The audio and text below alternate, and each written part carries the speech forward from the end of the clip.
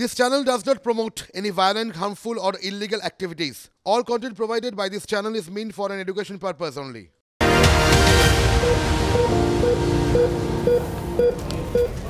ফিরে এলাম বিরতির পর। সংসদে স্মোক ক্যানিস্টার কাণ্ড নিয়ে মুখ খুলেছেন রাহুল গান্ধী। প্রথমে শুনুন তিনি কি বলেছেন। सुरक्षा ब्रीच हुई है वो है, बट क्यों हुई? जो देश में सबसे बड़ा मुद्दा है बेरोजगारी का मुद्दा, जो पूरे देश में उबल रहा है, मोदी जी की पॉलिसीज के कारण हिंदुस्तान के युवाओं को रोजगार नहीं मिल रहा है, तो ब्रीच जरूर हुई है, बट इसके पीछे कारण बेरोजगारी है और महंगाई है। धन्यवाद। দেখুন, মুখ্য যেটা আলোচ্য সেটা কিন্তু সিকিউরিটি ব্রিচ। সংসদে সিকিউরিটি ব্রিচ অর্থাৎ নিরাপত্তার কোথাও একটা গোলমাল হয়েছিল, যেই জন্যই তারা ঢোকার সাহস পেয়েছিলেন বা সুযোগ পেয়েছিলেন, কিন্তু এবং বেশিক্ষণ থাকতে পেরেছিলেন তাদের সময় পার হয়ে যাওয়ার পরেও। কিন্তু কংগ্রেসের শীর্ষ নেতৃত্ব এটিকে বেরোজগারির ইস্যুর একটা প্রমাণ বলে দেখাতে চাইছেন। ইস্যুটা কিন্তু ঘুরছে অন্যদিকে। অধীর চৌধুরী কি বলছেন শুনুন। বজ্র আটুনি ফসকা গেরো সেখানে দেখিয়ে দিল যে তুমি কত সছিদ্র, ছিদ্রে ছিদ্রে ভর্তি তোমার গোটা প্রশাসন। বেঁচে গেছে ভারতবর্ষের মানুষ, তার আগে আমরা যারা গেছিল তাদের কোনো ভয়ঙ্কর কোনো আতঙ্কবাদী নয়, তারা টেরোরিস্ট নয়। আমি তাদেরকে প্রোটেস্টার বলতে চাই, তারা কিন্তু প্রতিবাদী। এখন তাদেরকে টেরোরিস্ট বলে ইউএপিএ কেস লাগিয়ে দেওয়া হয়েছে, ঠিক আছে, পার্লামেন্টে ঢুকেছে, 100 বার অপরাধ করেছে, কিন্তু প্রশ্ন হলো যদি তারা প্রকৃত টেরোরিস্ট হতো তাহলে সেদিন কি হতো?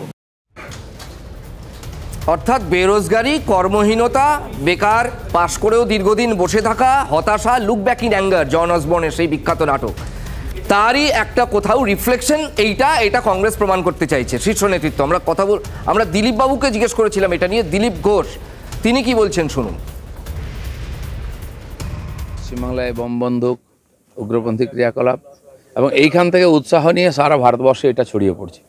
এমনকি একসময় বাংলাদেশের প্রধানমন্ত্রীও বলেছেন পশ্চিমবাংলা থেকেই নাকি আর উগ্রপন্থীরা এখানে ট্রেনিং নিয়ে গিয়ে বাংলাদেশে উৎপাত করছে।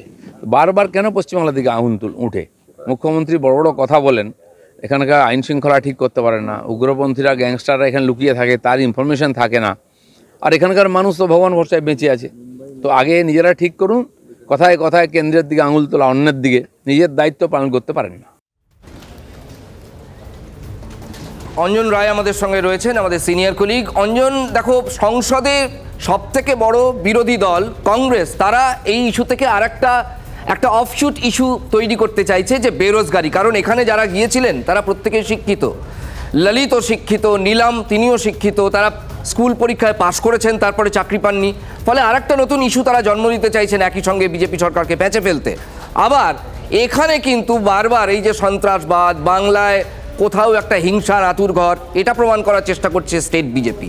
অর্থাৎ দুটো পলিটিক্যাল ধারা একসঙ্গে বইছে।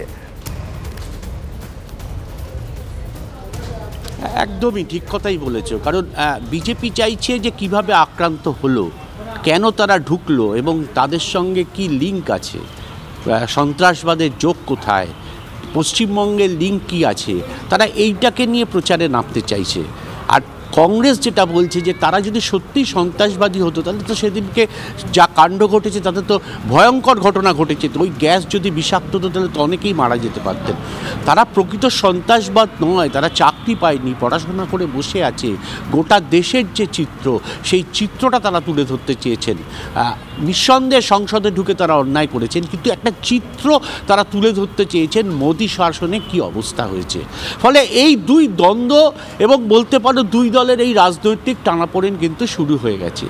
সংসদের নিরাপত্তা কতটা ঠুনকো সেটা যেমনি প্রমাণ হয়েছে, তার সঙ্গে এই দুই দল প্রমাণ করতে নেমে গেছে। একদল প্রমাণ করছে না সন্ত্রাসবাদী, এদের সঙ্গে কাউর সঙ্গে পশ্চিমবঙ্গের লিঙ্ক আছে, পশ্চিমবঙ্গের আইন শৃঙ্খলার খুব খারাপ অবস্থা। আরেক দল প্রমাণ করতে চাইছেন যে না, এরা সন্ত্রাসবাদী নয়, এরা গোটা দেশের মানুষের কি চেহারা, কিভাবে বেকার বাড়ছে, কিভাবে বেরোজগারি বাড়ছে তা তুলে ধরতে চাইছে। নিঃসন্দেহে এই লড়াই চলবে। ফলে প্রকৃত যে বিষয়টা, যে সত্যিই তারা কী কারণে গেলেন এবং এই যে তারা নিরাপত্তাটাকে পেরিয়ে গেলেন, এটা কিভাবে সম্ভব হলো, দায়ী কে, এইটাই বোধহয় ধামাচাপা পড়ে যাবে এই রাজনৈতিক বিতর্কের মধ্যে। অনেক ধন্যবাদ অঞ্জন রায়। কুণাল বাবু এটা নিয়ে কি বলেছেন? কুণাল ঘোষ, শোনাবো আপনাদের।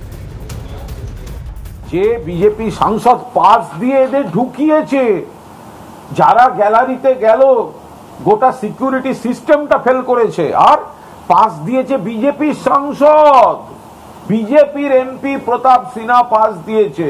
আর তাই নিয়ে প্রতিবাদ করলে, তাই নিয়ে প্রশ্ন তুললে ডেরেক ওব্রায়ান সহ বিরোধী সাংসদদের সাসপেন্ড করে দেওয়া হচ্ছে। এটা কোন দেশি তুগলকি রাজত্ব চলছে? এটা এত বড় স্বৈরতান্ত্রিক ফ্যাসিবাদী একটা শক্তি শুধুমাত্র সংখ্যাগরিষ্ঠতার জোরে এই দলবাজি জুলুমবাজি করে যাচ্ছে।